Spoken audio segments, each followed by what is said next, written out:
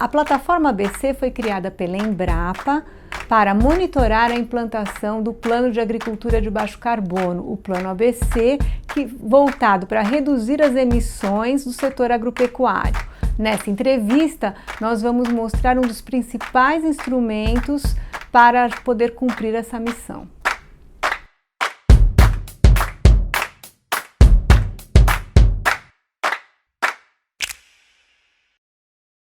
Eu sou Maura Campanile, do canal Agroanálises, e hoje nós vamos conversar sobre sensoriamento remoto com o Luiz Eduardo Vicente, que é pesquisador da Embrapa Meio Ambiente, especialista em sensoriamento remoto e recursos naturais. Oi, Vicente, tudo bom? Seja bem-vindo. Tudo bem, obrigado. Então, vamos começar falando uma coisa básica que eu acho que é as pessoas entenderem do que a gente está falando. O que é o sensoriamento remoto? Tentar resumir rapidamente para ser compreendido, um conjunto de técnicas que você adquire informação à distância. Se você tira foto através de um balão, se você usa qualquer tipo de mecanismo para conseguir essa informação à distância, é sensoriamento remoto. Mesmo que seja um sonar ou uma sonda, coisas desse tipo. Isso foi desenvolvido em períodos, principalmente em períodos de guerra, né, onde você precisava ter informação do inimigo à distância. Não à toa, isso é muito associado aos militares, só que o sensoriamento remoto hoje, e há muito tempo, é muito mais do que isso. A gente utiliza satélites, aviões, fotografias aéreas, imagens de satélite, para conseguir reduzir custo na aquisição dessas informações e conseguir abranger o maior número, né, a maior área possível. Essa é sempre a relação. Então, o sensoriamento remoto, a grosso modo, reduzindo bem, Sim, é isso. Tá? Isso, é conseguir essas informações remotamente, sem ter que ir no campo. Tá certo. E o que o sensoriamento remoto pode fazer e pode ajudar no setor agropecuário brasileiro? 8.500.000 quilômetros quadrados, essa área do Brasil. Então, pensa em algumas questões como quanto de pastagem degradada tem no Brasil. Na mídia a gente vê esses números oscilando, né? Quais as pragas que assolam a soja, né? A nossa principal commodity. Hoje um sistema para levantar pragas na agricultura ainda do tempo ainda é arcaico. Você bate o pano, conta o número de percevejos. Recentemente até teve uma reportagem sobre isso, né? E você faz uma pulverização de acordo com aquela quantidade de percevejos amostrada na lavoura. Então, assim, existem projetos, alguns deles eu estou incluído, né, eu trabalho neles, de substituir essa contagem por métodos remotos para grandes áreas, ou seja, você conseguir transmitir, por exemplo, para o trator, né, que hoje faz aplicação em taxa variada, que hoje usa na ponta de lança, que a gente fala, a aplicação mais precisa. Só que como é que essa informação chega lá? Para responder essas perguntas, a gente usa imagem de satélite, você usa às vezes outros tipos de mecanismos de aquisição remota. Então hoje a demanda, principalmente num país continental como o Brasil, que tem essas perguntas, que exige que a gente responda essas perguntas, é um fato crucial. Você ter métodos de aquisição, e tem que ser de baixo custo, e que você consiga transmitir essa informação de maneira ágil e precisa. A ideia é que, por exemplo, você consiga ter um mapa de praga e no dia seguinte você entregue isso para o trator. Isso já é viável, as empresas fazem isso. A transmissão, mas você adquirir aquela informação com qualidade é um dos papéis fundamentais que a gente tem na Embrapa, né? Esse tipo de pesquisa que a gente conduz. Num país do tamanho da Holanda, por exemplo, você pensa em hortaliça, né? Você pensa em canteiros, você trabalha com drones. O Brasil não, tem um desafio muito maior. Então, assim, pastagem degradada, pragas na soja, onde está se implantando o ILPF, que é a Integração Lavoura, Pecuária e Floresta, que é um sistema de manejo de agricultura de baixo carbono. Onde estão esses? São perguntas que a gente procura responder e não são fáceis de ser respondidas, mas ainda bem a gente tem alguns mecanismos que nos levam até lá. Então, é isso que eu queria entender um pouquinho, né? Você disse que hoje ainda você vai lá e chacoalha a planta e conta os percevejos. Como você pode contar os percevejos remotamente? Então, quando a gente fala isso em termos de sensoramento remoto, até é estranho e a gente brinca com isso, mas você não enxerga o percevejo a 700 km de altitude. Sim. E quando a gente usa alguns equipamentos que a gente chama de espectro radiométrico, são equipamentos que medem a radiação eletromagnética, que é o meio comum entre o que você tem ali na planta e o que chega no sensor lá a 700 km de altitude, por exemplo. Então, você sabendo a relação que existe da energia que chegou ali, quanto foi devolvida lá para o sensor que você tem, por exemplo, e sabendo o que esse percevejo causa, né, na folha, que é a parte visível, que a gente chama de dossel, não é uma tarefa simples, porque muitas coisas causam estresse na planta, falta de água. Nosso papel é justamente reduzir essa ambiguidade, aumentar a precisão e dizer assim, olha, aquele comprimento de onda, ou seja, aquele pedacinho da luz reage à mordida do percevejo, né?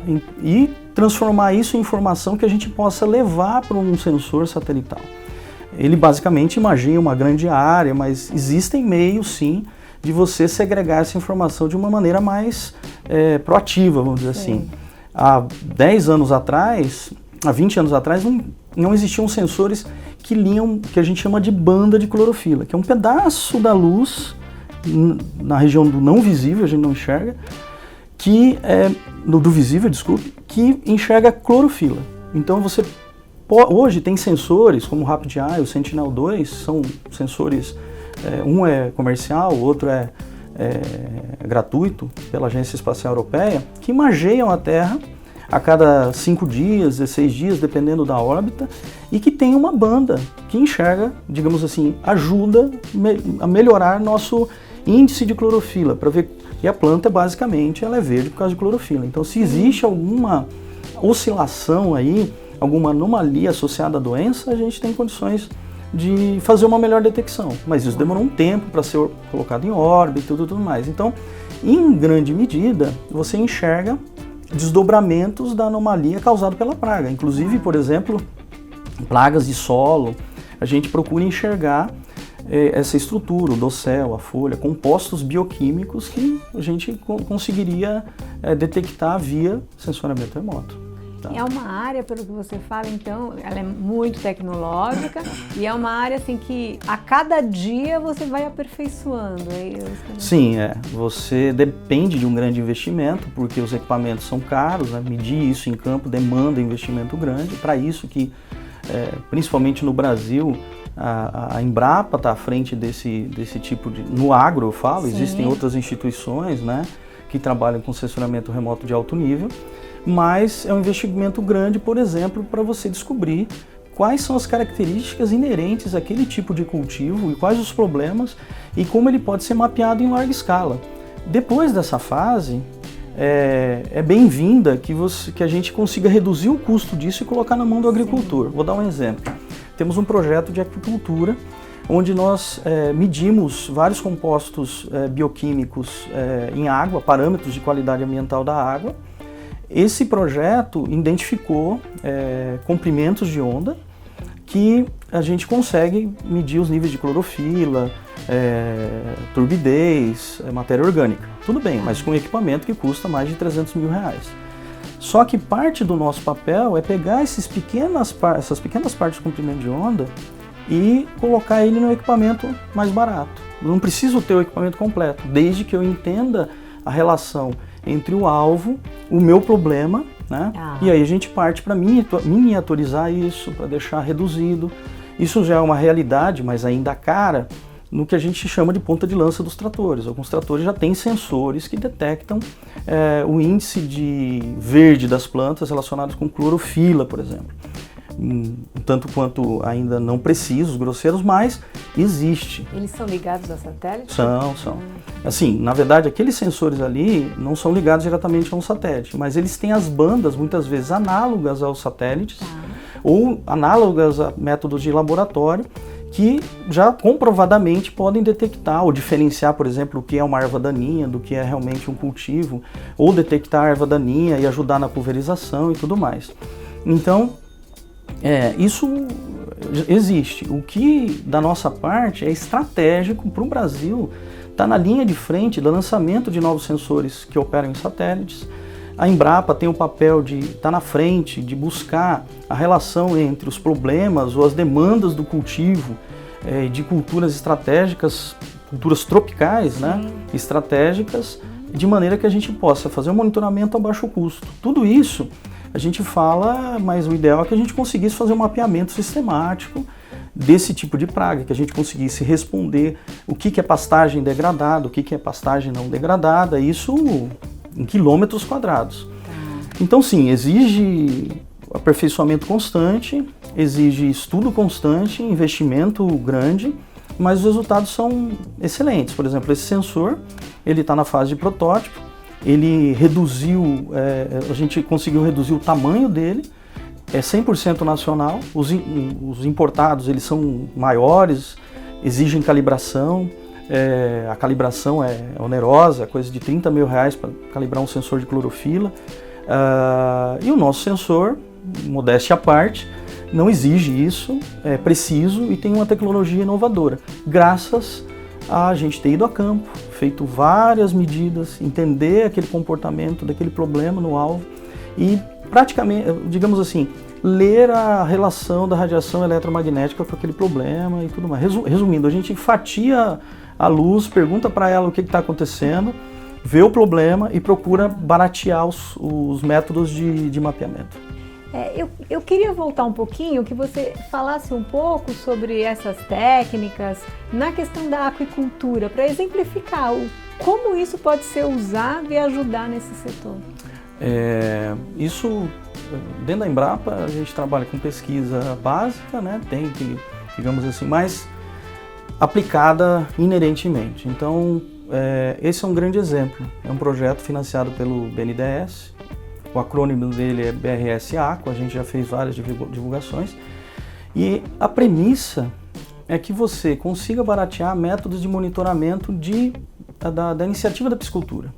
Hoje tem uma lacuna muito grande no momento que você, por exemplo, dá um termo de outorga para um piscicultor, acompanhar o impacto que aquela piscicultura está tendo na região, ou aquele conjunto de pisciculturas, e se o impacto é causado pela piscicultura, existe essa lacuna. O que existe hoje em termos de monitoramento, anualmente existe a obrigação por parte dos piscicultores de fazer medidas de água, que são caras, uma medida aí de clorofila, só de clorofila, e tem outros parâmetros que têm que ser medidos de acordo com o CONAMA, é R$100. E uma medida, você há de convir, Maura, que uma medida numa piscicultura, ela não expressa a realidade daquele local que a piscicultura está, que são tanques-redes, ou seja, está dentro do rio. Então essas técnicas que nos últimos 2 anos a gente vem ajudando a melhorar, envolve isso. Você baratear um sensor que possa ser levado pelo piscicultor, que ele possa utilizar, fazer as medidas de clorofila de maneira prática, rápida. Algumas técnicas que a gente usa não envolvem nem sensores, envolve o que a gente chama de disco de SEC, que ele mede, é um disco colorido, preto e branco, que mede a profundidade, e os nossos modelos dão a clorofila com base nessa turbidez, no quanto você pode enxergar. Então, assim, existe um grupo de piscicultores, por exemplo, em Ilha Solteira, que trabalham em consórcio com a gente, são voluntários, eles fazem coleta desses dados, vai para o nosso sistema, a gente recalcula e devolve para eles os dados de clorofila. Para eles é fundamental, o ônus é praticamente zero. Isso é um exemplo de sensoramento remoto e rede colaborativa. E isso tudo é um resultado do projeto. Tá? Para isso a gente usa um software, né, que é o AgroTag, posso entrar em detalhes depois. E a gente usa modelos, tem uma parceria que foi instituída com a Unesp de São José dos Campos, parcerias com a Poli, né, com o Instituto Federal de Educação, que nos ajudam a atender essa demanda. Então, para o piscicultor é fundamental. Existem muitos modelos que trabalham isso em larga escala, mas fora do Brasil, em águas oceânicas. O que a gente faz é fazer algo para nós, em águas interiores e tropicais. Então, isso é fundamental. E a ideia é que a piscicultura ela seja resguardada no sentido de produtividade, ou seja, a gente já sabe que, na verdade, todos aqueles níveis de monitoramento de impacto tem, vamos dizer assim, não podem ser atribuídos única e exclusivamente ao movimento da piscicultura, não pode ser isso. Sim. Só que antes não existiam números para isso. Hoje você tem um método, então a ideia é que você tenha sistemas, mapas, imagens de satélite, isso nós já temos, online, para os tomadores de decisão. Todo o processo a gente procura fazer a baixo custo, mas a ida até lá, coleta de campo, processamento, isso é o que o projeto banca. Quer dizer, agora o projeto já está bancando, mas no longo prazo, quer dizer, ele tem uma face que é boa para o próprio piscicultor, ele pode detectar problemas rapidamente. Sim. E o governo pode também não só monitorar, como também a partir disso criar políticas públicas específicas. Exatamente. Mais ou menos isso, Você tem uma fase, por exemplo, agora a gente está... O protótipo da sonda é um protótipo, só que quanto custa? Bom, custa bem mais barato, só que é uma questão de escala industrial para determinar isso. Hoje uma sonda custa R$30 mil, uma sonda importada, a nossa vai custar muito menos que isso. A Embrapa não vende nada, nem as instituições parceiras. Só que o mercado, assim como outras tecnologias que a gente colocou, vai absorver, vai tornar essa tecnologia mais barata e a ideia é que piscicultores ou gente do ramo possam acessar. E no caso de políticas públicas, o sistema que a gente montou com base no que a gente chama de AgroTag Aqua, ele está disponível por enquanto para os membros do projeto, mas a ideia é que seja um sistema de auxílio à tomada de decisão, onde você tem um conjunto de mapas elaborados com imagens de satélite, por exemplo, Ilha Solteira, que é o nosso foco principal agora, tem um conjunto de... Ilha Solteira fica no oeste do estado de São Paulo, divisa com o Paraná. Tá. É um grande núcleo de produção aquícola, né, de piscicultores, a gente não escolheu lá à toa. Você tem uma série de 18 anos da região toda de mapas de transparência da água. Isso é fundamental para o planejamento, porque se, por exemplo, você tem uma piscicultura, tem muito adensamento de piscicultores no local, você tem muita descarga de material, você pode gerar eutrofização da área, significa que você começa a ter muita alga, bloom de algas e tudo mais. Isso pode ser acompanhado hoje de maneira mais sistemática. Você pode dar sistemas de alerta, por exemplo, o sensor que a gente desenvolveu tem termômetro e ele pode se comunicar com redes IoT, internet das coisas, ou seja, ele já é para isso. Então, de um dia para outro, se um piscicultor que ele entra na fase de despesca que eles fazem, ou seja, os tanques estão abarrotados e ele vai retirar esses peixes amanhã, ele tem que otimizar a engorda e do dia para a noite a temperatura oscilar muito, todos os peixes morrem, porque o oxigênio vai faltar e tudo mais. Então, o monitoramento e ter uma série histórica da transparência da água, por época, você se previne. Fala assim, olha, por mais empírico que seja para eles, ou seja, eu sei que essa época aqui é perigosa, mas ele não sabe exatamente dias, o risco envolvido nisso é produtividade e lucro, então quanto mais informação ele tiver, melhor. Clorofila e turbidez, temperatura são fundamentais e estão previstos, estão comportados nesse sensor.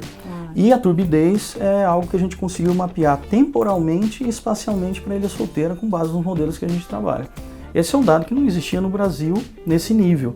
E o sistemático, que a gente pode chamar de sensoramento remoto, também foi elaborado. Esse é um sistema que vai ser entregue para os tomadores de decisão. Muito bom.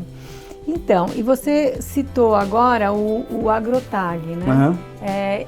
Ele é um dos instrumentos que estão fazendo parte da plataforma ABC. Isso, E aí eu queria que você explicasse um pouquinho as duas coisas. Primeiro, o que é essa plataforma, por que ela é importante? Você já falou um pouco das tecnologias, né, de controle das passagens degradadas, das integrações dos sistemas, né, produtivos. Aí eu queria que você falasse um pouquinho o que é a plataforma e explicar o que o AgroTag pode colaborar, o que ele é e como ele pode colaborar. Começando pela plataforma, Isso. Então, a plataforma é um laboratório multi-institucional. Fica sediado na Embrapa Meio Ambiente, em Jaguariúna. Lá tem pesquisadores da Embrapa, eu, a doutora Luciana Spinelli, o doutor Celso Manzato, designados para trabalhar na plataforma ABC. Somos da Embrapa, somos pesquisadores da Embrapa. Isso surgiu para o monitoramento do Plano ABC, o Plano da Agricultura de Baixo Carbono, que se encerra a primeira fase, o primeiro ciclo, agora em 2020.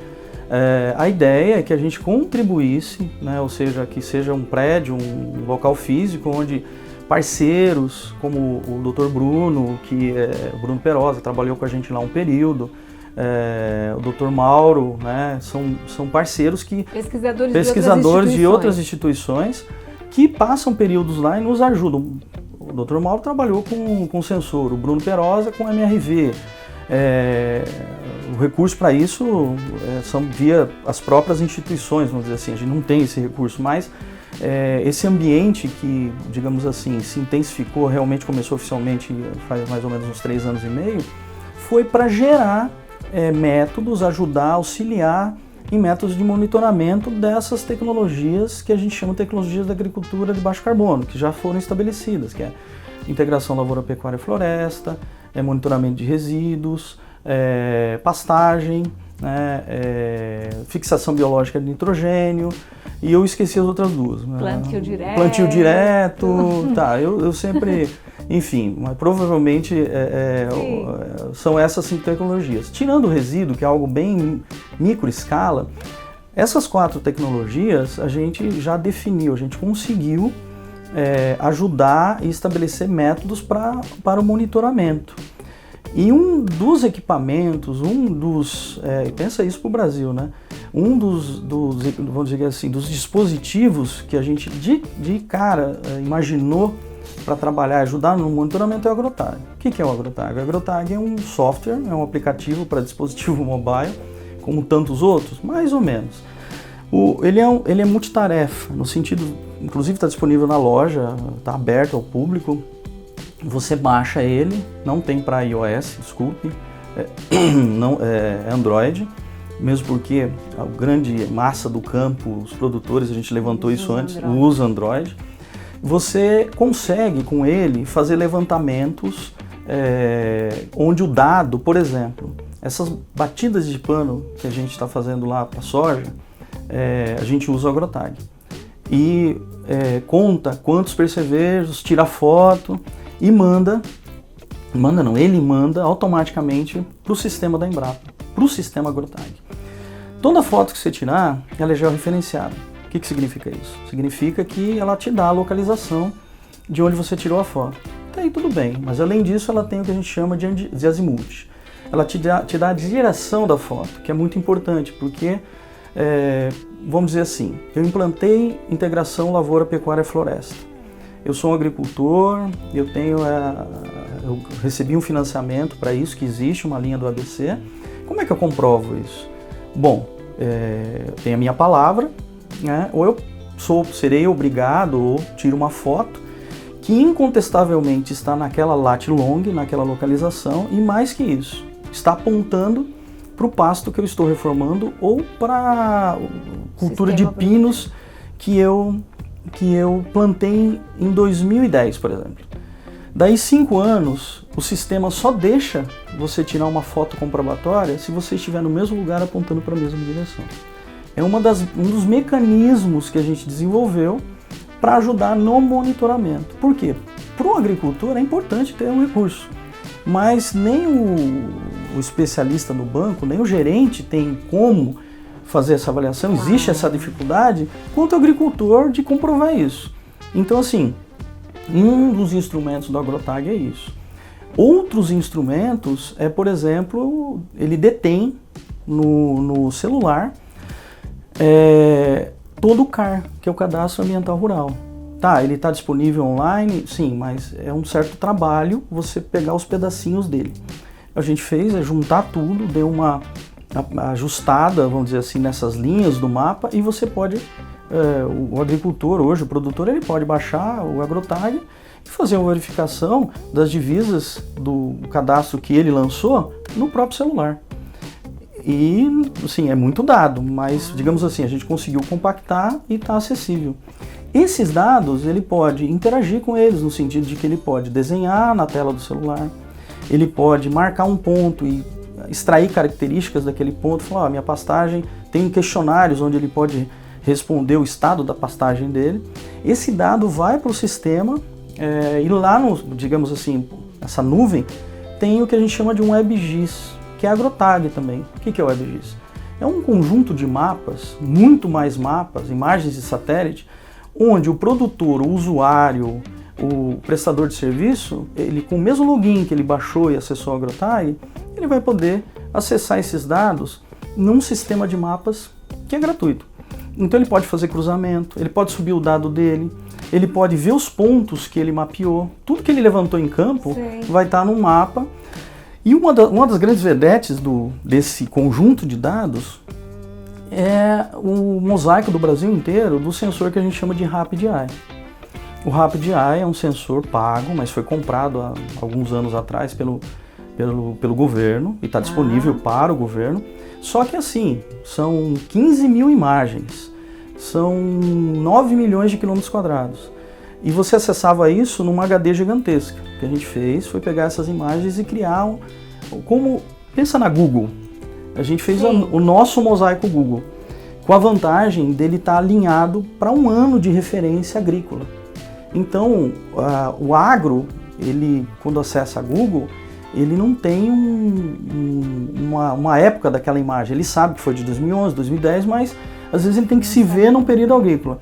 A imagem RapidEye, você acessa para o Brasil inteiro e é um ano referência 2014. Agora, a gente gostaria de lançar todo ano, né? Mas não temos, foi mais um demonstrativo.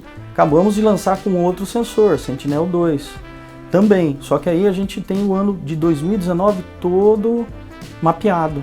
Significa que você pode, ainda não está disponível, mas a gente pretende lançar no próximo mês, você consegue, tanto no celular como no sistema WebGIS, no desktop, vamos falar assim, você consegue ter uma radiografia do Brasil inteiro no ano 2019. E tem os períodos, então você pode associar com a safra, verificar se houve... Então, digamos assim, é um referencial muito importante para o usuário. E é um exemplo de imagem de satélite, efetivamente, colocado à disposição na ponta do dedo do agricultor ou do usuário em geral. É uma das ferramentas. Então, o AgroTag, ele coaduna esse conjunto de técnicas de sensoriamento remoto, de monitoramento. Especificamente, a gente procurou pensar na agricultura de baixo carbono, mas de maneira geral acaba atendendo vários outros segmentos agrícolas, do agro ou de monitoramento de recursos naturais, né? Um desdobramento disso, por exemplo, é o que a gente está chamando de CarbScan, não está lançado ainda. O que é o CarbScan? Ele está dentro do AgroTag, só que ele é uma calculadora de carbono. Nós pegamos os dados de várias fontes, usamos o que a gente chama de coeficientes e hoje é possível saber por município quanto houve de sequestro de carbono associado, por exemplo, à fixação biológica de nitrogênio e o histórico disso. Para nós foi fantástico, porque era uma das nossas propostas. Então, isso ajuda os municípios a fazer os seus próprios inventários também. Claro, né? Tem tudo a ver com o Inventário Nacional de Gases de Efeito Estufa, são dados oficiais, coeficientes desenvolvidos pela Embrapa. Quando eu falo coeficiente, é aquele númerozinho que você sabe que sequestra ou não, baseado em experimentos bem localizados. O que a gente fez foi pegar esses números, pegar parâmetros como área, que tipo de cultivo, elaborar um algoritmo, ou seja, um conjunto de regras e disponibilizar isso, né? Não está disponível ainda, mas a ideia, trabalhando em conjunto com a AgroTag, é que essa informação fomente os especialistas ou os tomadores de decisão. Antes você não tinha essa informação, você verifica que a fixação biológica de nitrogênio é estritamente ligada à cultura da soja. Os municípios que têm esse cultivo têm essas características. A gente fez também com floresta plantada e fizemos com plantio direto, tá? Que é outra iniciativa. Então temos esse, vamos chamar de baseline, né? E a ideia é que a gente tenha isso como base, efetivamente, para que a gente possa melhorar os coeficientes, que a gente possa fomentar discussões, mas efetivamente é um grande exemplo de monitoramento, utilizando o sensoramento remoto. E só para a gente terminar, eu queria focar um pouco assim, e para o produtor ali no campo, um instrumento como esse ajuda, por exemplo, a você poder pegar recursos do plano ABC, do programa ABC. Claro, a ideia é essa. Porque você vai conseguir, uma das dificuldades é isso, né? Como que você mostra uma mudança de sistema, como você comprova isso? Isso vai ajudar nesse... Não, com certeza. Você tem hoje um recurso pouco utilizado, né? Os dados são de 25 bilhões, eu não sei quantos foram efetivamente, não vou arriscar dizer agora, porque já passou um tempo, mas pouco utilizado. É mais fácil, não é? O banco ele tem instrumentos de monitoramento vinculados a outras linhas de fomento. Agora, quando fala de agricultura de baixo carbono, muitas dessas linhas de fomento tem uma complexidade de você poder comprovar e monitorar. A ideia é facilitar a vida de todos. Então, sim, essas técnicas, mecanismos, quando você fala que colocar imagens de satélite destinadas ao agro num celular e colocar o cara à disposição, a ideia é essa mesmo. Não complicar, reduzir custo. A boa tecnologia é aquela tecnologia que o usuário não vê. Então, e que fica embutido. Hoje nas nossas vidas a Google é presente, a gente usa o Waze como se fizesse parte da nossa vida desde que a gente nasceu. Justamente.